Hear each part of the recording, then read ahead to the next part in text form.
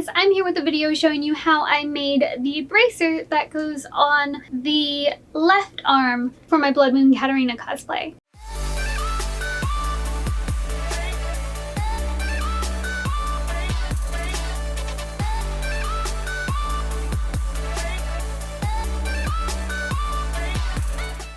Blood Moon Katarina is from League of Legends, and the Worbla for this cosplay was given to me by Cosplay Supplies / Worbla NA. I will have a link to their sites as well as the Worbla in the description box below. They were kind enough to give me a few sheets of Worbla in exchange for a couple video tutorials and some final photos. With that, let's move on to the materials and tools you'll need. For this piece, you will need 4mm and 2mm EVA foam, a sheet of Worbla, elastic, adhesive of your choice. I used both contact cement and hot glue for this. Primer, I used wood glue, and paint primer. I used Rust-Oleum's filler and sandable paint primer and Rust-Oleum's matte white paint primer. Then you'll need paint of your choice. I used a mix of paints. I used acrylic and oil paint for this. However, anything really works, such as spray paints and airbrush paints. Then you'll need some kind of sealant. I used clear glossy spray paint. You'll also need a heat gun, cutting tools such as box cutters and scissors, a Dremel,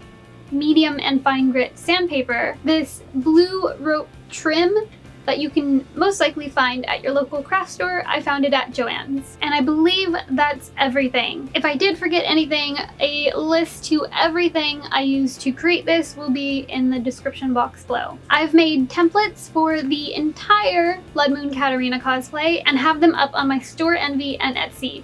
Both of those will be linked down in the description box below.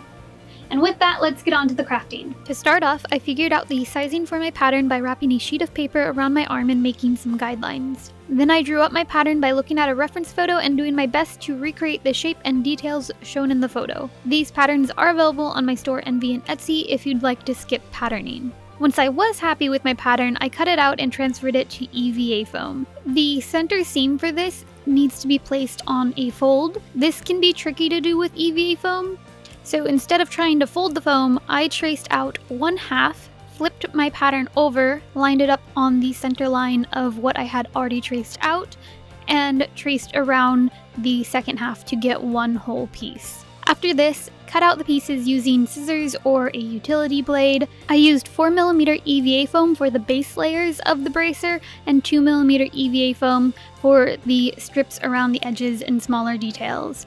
The white foam is 4mm and the colorful foam is 2mm.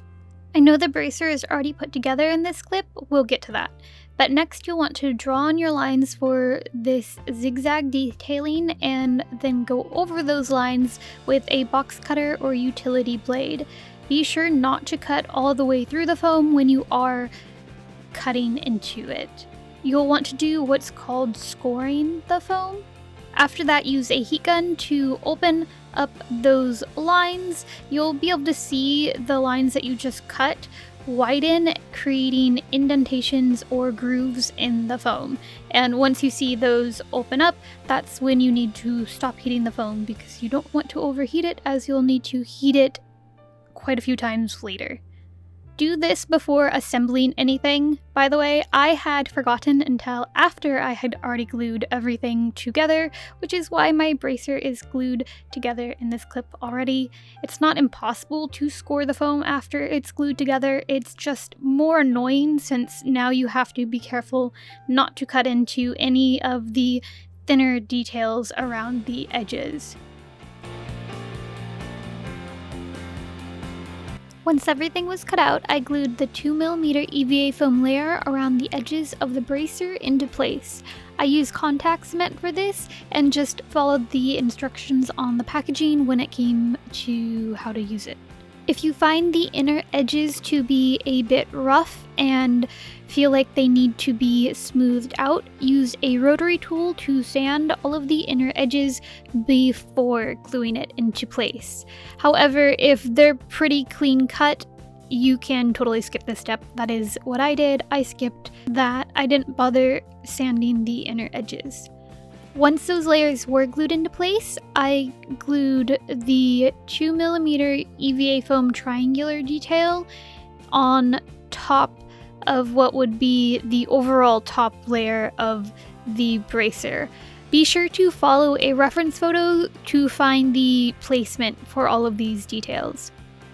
Next, I sanded around all of the edges of both layers of the bracer to smooth everything out.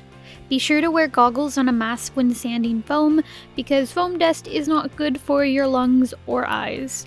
I also have a vacuum running off to the side to help make the cleanup afterwards a whole lot easier.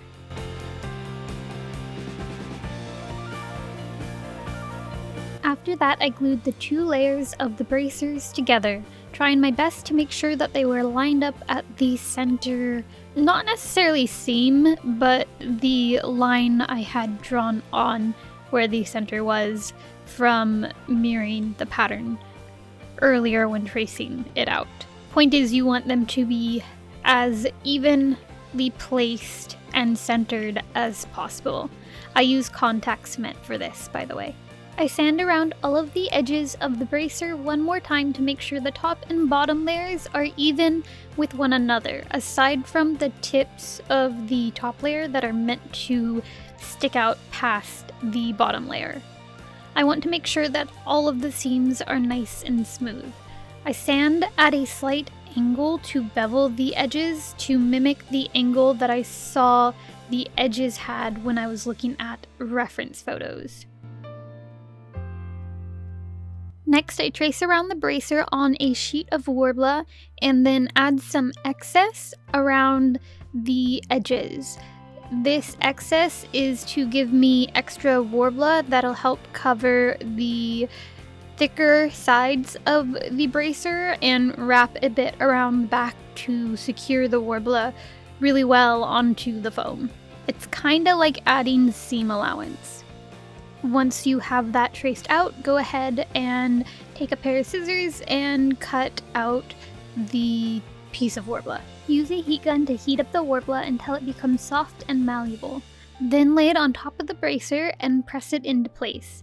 Use your fingers and clay sculpting tools to press the Worbla around all of the different layers and details and into the grooves that we made at the start. You'll want to wear heat-safe gloves for this step since Worbla can get pretty hot. You'll most likely need to reheat the Worbla as you work, so just be sure not to overheat the Worbla and burn the foam underneath. Worbla can take a lot more heat than EVA foam can. To avoid overheating the material, use quick circular motions when heating the Worbla and keep the airflow moving rather than focused in just one spot for too long. Once your Worbla is fully shaped around the entire bracer and all of its details, heat up around the edges one more time and fold any of the excess underneath to the back side of the bracer. This doesn't have to be pretty, you won't see this in the end or when wearing it. You can snip into the excess Worbla around the curved edges and cut darts at corners to help keep the Worbla from getting too bulky on the back side of the bracer. Be sure to save any scraps as well, since Worbla can be reused for other projects.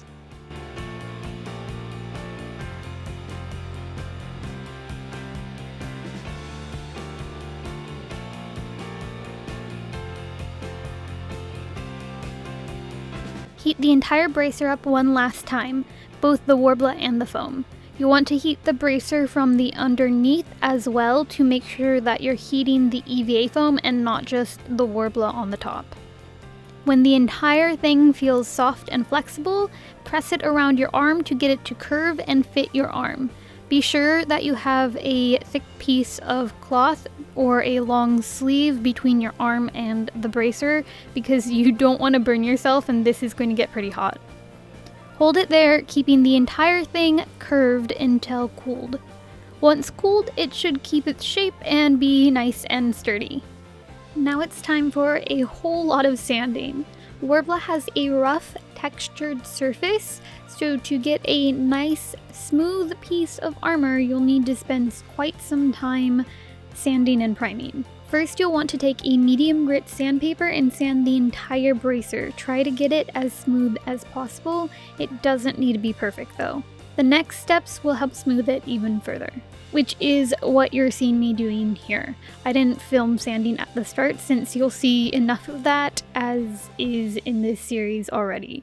It's pretty repetitive and boring. Once I sanded the bracer, I then primed it with wood glue. I did around 3 to 5 layers, sanding in between each with a medium grit sandpaper. Be sure to let each layer fully dry before sanding and moving on to the next. If you find there's any major dents or gaps in your piece, you can use Bondo's glazing and spot putty or any other kind of filler material to fill in those areas.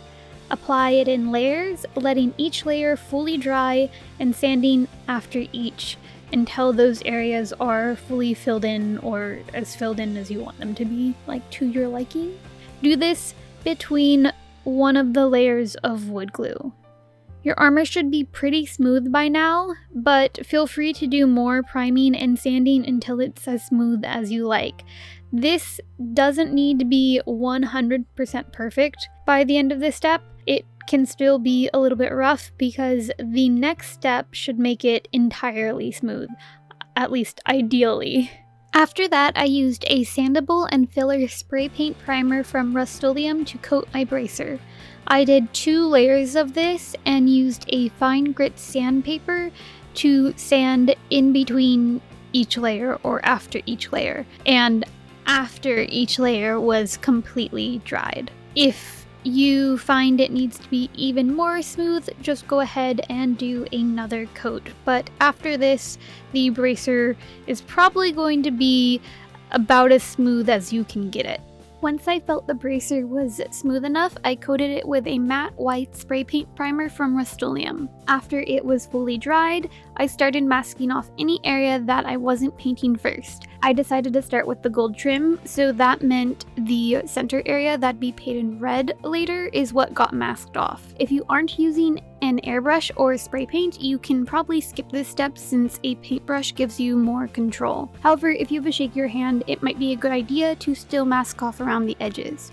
I originally used an airbrush to paint the gold, but my airbrush broke partway through the costume, so I ended up going back over it with acrylic so that the gold on my bracer matched all of my other armor pieces.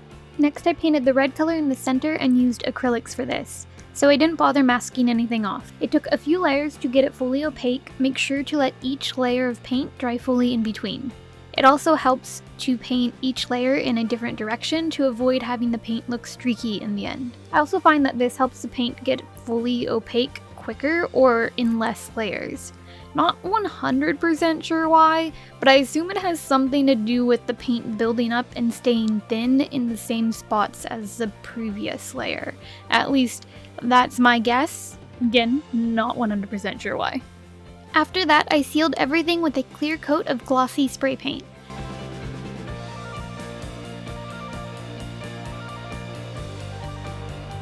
The next step was to shade the armor. I used black oil paint to do this. I applied paint anywhere I figured having shadows made sense or where I wanted to add some depth. This was mostly around the edges and in the grooves. Then I used my finger, a rag, and various paintbrush tools to blend out the paint.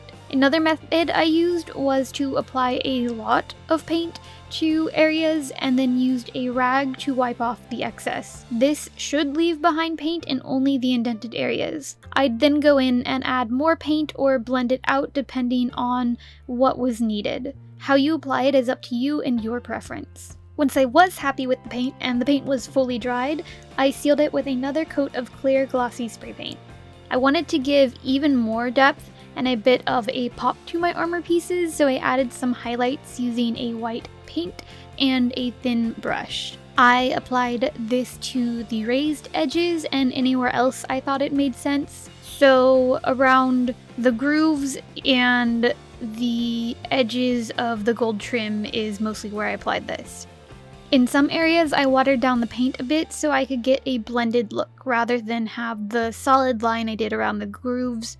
I mostly did this for the gold trim. I forgot to mention this earlier since I didn't have footage of this, but I decided to add battle damage to my armor. I did this before doing the painting and priming and sanding, but after applying the Worbla. You can totally do this before applying the Worbla though, it might even be easier. To do this, I used my Dremel to cut into the armor anywhere I wanted to add scratch lines. And I just kind of picked random spots that I thought, yeah, this is a pretty good spot to do this. Then I continued on to the sanding and priming steps. Back to one last thing about what I'm doing in this clip. If you find you've made a mistake or you want to thin out a highlighted line, take a damp rag and wipe it away. Since the paint was sealed before this step, the rest of the paint job shouldn't be affected. Once I was done with the highlight, I sealed everything with a final coat of clear glossy spray paint. To finish off the bracer, I needed to add elastic and a couple final details. I wrapped the elastic around the upper part of my forearm where the top of the bracer would sit, and my wrist where the bottom of the bracer would sit, and then cut that. Make sure the elastic feels snug and secure, but isn't overly tight. You want it to be comfortable when you're wearing it and not cutting off the circulation in your arm. You just don't want the bracer to be able to slide around and rotate or fall off or anything like that. I use contact cement and hot glue to attach the elastic bands to the bracers. This helped make the elastic band extra secure. Thing I needed to do was add the rope trim that looks like it's what is supposed to actually secure the bracer around her arm in reference photos. Elastic was an easier option though, because I didn't want to have to bother tying this every time I wore it. So I chose to mimic the appearance of this rope being what's securing it in place instead by adding the rope on top of the elastic. Not like actually on top of the elastic because that would stop it from stretching, but around where the elastic sat. I found this trim at Joann's and cut it to fit around my arm, again where the elastic sat. This didn't need to be tight or secure since it's just there for decoration and not practical use. In fact, I had it be a little bit looser because I didn't want any tension popping this off of the bracer. To secure the rope to the bracer, I used a lot of hot glue. I just kind of globbed it on and hoped that it stuck, and so far it has. For the rope around my wrist, I did a similar thing, except I cut the rope to be long enough to fit around both my wrist and the bracer, since it sits on top of the bracer. I secured the ends of the rope to one another using hot glue and basically turned it into a bracelet. You can leave it like this if it feels secure enough and doesn't feel like it's going to slide around if you wear it basically as a bracelet. However, I didn't want that. I still wanted to secure it to the armor itself. So I then used hot glue and contact cement to attach the bracer and glue it into place at the sides of the armor. I made sure to apply the hot glue only to the underneath so that when it's worn you can't really see it, since it's on the inside of the bracer. At least where I've globbed it on is mostly at the inside edge of the bracer. And ta-da! It's done! With that, your bracer should be finished, and this is what it should look like. Hopefully you guys found this video easy enough to follow along with, enjoyed it, and found it helpful. Thanks again to Cosplay Supplies for giving me the Worbla needed to make this cosplay happen. If you want to see photos of the completed cosplay, I will be posting those over on my Instagram and website. Both of those are linked in the description box below. Thanks so much for watching, guys. Have a lovely day, and bye!